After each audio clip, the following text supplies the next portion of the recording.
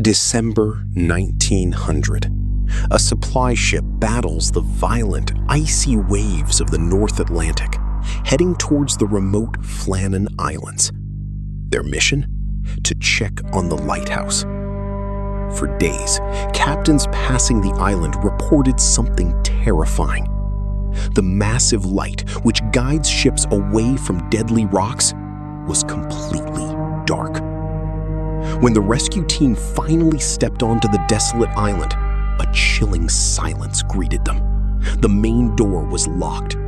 Inside, a warm meal sat untouched on the kitchen table. A chair was knocked over on the floor. But the three experienced lighthouse keepers? Completely gone. No bodies, no tracks, no signs of a struggle. They had vanished from a locked island into thin air. Who or what took them? Stay tuned, because the final entry in the logbook reveals something so terrifying it will change how you look at the ocean forever. On December 15th, 1900, the mystery officially began. A steamship named the SS Arctur was passing by the Flannan Islands during a heavy storm. The captain looked through his binoculars, expecting to see the brilliant beam of the lighthouse guiding his way. Instead, there was only pitch black darkness. The ship narrowly avoided crashing into the jagged rocks. The captain flagged the issue to the maritime authorities as soon as he docked, but due to bureaucratic delays and horrible winter weather, a rescue ship couldn't be sent to investigate for 11 agonizing days. 11 days where the island remained a dark, silent tomb. To understand this mystery, we must go to Eilean Mòr, a bleak, uninhabited island off the coast of Scotland. It was a place of dark legends. Locals believed the island was haunted by phantom spirits and refused to spend the night there. But in 1899, a massive, state-of-the-art lighthouse was built on its highest cliff.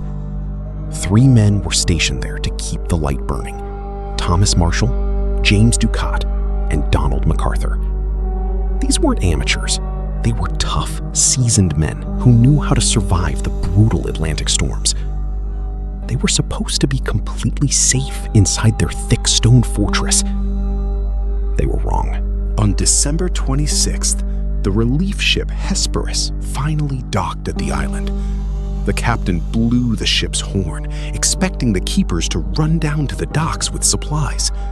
No one came.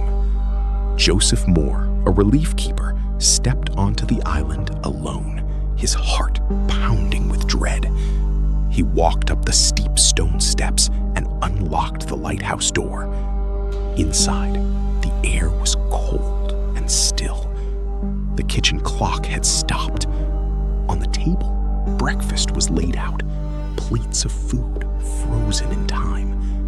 A single chair lay knocked over on its side, as if someone had stood up in extreme panic. 2 of the 3 heavy waterproof coats were missing from the rack. The 3rd coat belonged to MacArthur. Why would a seasoned sailor run out into a freezing Atlantic storm without his coat? But the real terror began when Moore found the lighthouse logbook. The entries from the final days made no sense.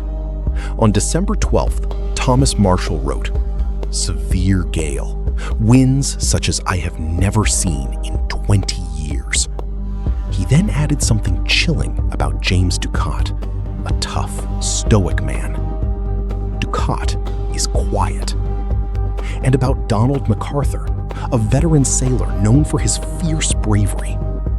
MacArthur is crying. Why were these hardened men weeping and paralyzed with fear inside a perfectly safe, reinforced stone tower? The logbook entries got even stranger. On December 13th, Marshall wrote that the storm was still raging, and all 3 men were praying fervently to God for safety. But here's the catch. Official maritime weather records from those exact days show that there was no storm in the area. The weather was completely calm and clear. The storm only arrived on December 16th, after the light had already gone dark. Were the men hallucinating? Or was a psychological dread gripping their minds, making them see a storm that wasn't there?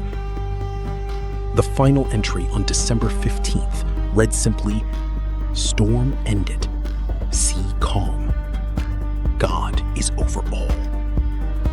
After that, silence. When news of the disappearance reached the mainland, the public went wild with theories. Some believed a giant sea monster or a kraken had crawled up the 200-foot cliff and swallowed the men whole.